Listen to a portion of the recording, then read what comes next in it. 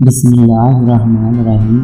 ایک رات سلطان محمود غزنوی کو کافی کوشش کے بعد بھی جب نیند نہیں آئی تو اپنے غلاموں سے کہنے لگے، لگتا ہے کسی مظلوم پر آج کوئی ظلم ہوا ہے، تم لوگ گلیوں میں پھیل جاؤ اور اگر کوئی فریادی نظر آئے تو اسے میرے پاس لے آؤ۔ تھوڑی دیر بعد وہ سب واپس آ کر کہنے لگے، سلطان ہمیں کوئی بھی فریادی نہیں ملا، آپ آرام سے سو جائیں۔ سلطان کو جب پھر بھی نیند نہیں آئی تو وہ کپڑے بدل کر خود محل سے باہر نکلا۔ محل کے پچھواڑے میں حرم سارا کے نزدیک انہیں کسی کی فریاد سنائی دی، اے اللہ، سلطان محمود اپنے مصاحبوں کے ساتھ محل میں عیش و عشرت کی زندگی گزار رہا ہے اور محل کے حکم میں مجھ پر یہ ظلم توڑا جا رہا ہے۔ سلطان نے کہا، کیا بات کر رہے ہو؟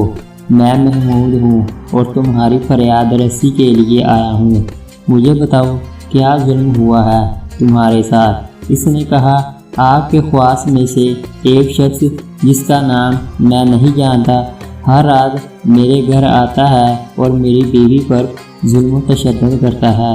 اس وقت وہ کہاں ہے؟ شاید اب چلا گیا ہو۔ دوبارہ جب وہ آئے تو فوراً آ کر مجھے اطلاع کر دو۔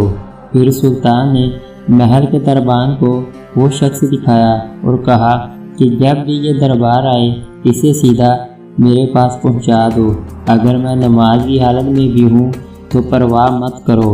اگلی رات وہ شخص سلطان کے پاس آیا اور بتایا کہ وہ شخص اس وقت اس کے گھر میں ہے۔ سلطان اسی وقت تلوار ہاتھ میں لیے اس شخص کے ساتھ چل پڑا۔ جب اس کے گھر کے قریب پہنچا تو اس سے کہا کہ گھر کے سارے چراغ بجھا دو۔ پھر اندھیرے میں ہی اس کے گھر میں گھس کر اس شخص کا سر تن سے جدا کر دیا۔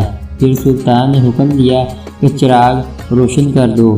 اس شخص کا چہرہ دیکھا اور سجدے میں گر پڑا۔ پھر گھر کے مالک سے کہا، اگر کچھ کھانے کو ہے تو لے آؤ، مجھے بہت سخت بھوک لگی ہے۔ آپ جیسا سلطان مجھ غریب کے گھر کا کھانا کھائے گا، جو کچھ بھی ہے لے آؤ۔ وہ شخص ایک سوکھی روٹی اٹھا لایا جسے سلطان نے بڑی رغبت سے کھایا۔ وہ شخص سلطان سے پوچھنے لگا کہ چراغوں کو بجھانا، سجدہ کرنا اور روٹی طلب کرنے کے پیچھے آخر کیا ماجرا ہے؟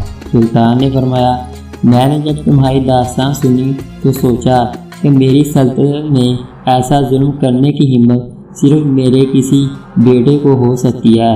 اندھیرا کرنے کو اس لیے کہا تھا کہ میری شفقت میرے انصاف کے راستے میں حائل نہ ہو جائے۔ چراغ جلنے پر جب میں نے دیکھا کہ وہ میرا بیٹا نہیں ہے تو میں سجدہ شکر بجا لایا۔ کھانا اس لیے مانگا کہ جب سے مجھے تمہاری مصیبت کا علم ہوا میں نے اللہ کے سامنے قسم کھائی تھی کہ جب تک تمہیں انصاف نہیں مل جاتا میرے اوپر روٹی حرام ہے۔ اس وقت سے اب تک میں نے نہ کچھ کھایا تھا نہ پانی پیا تھا۔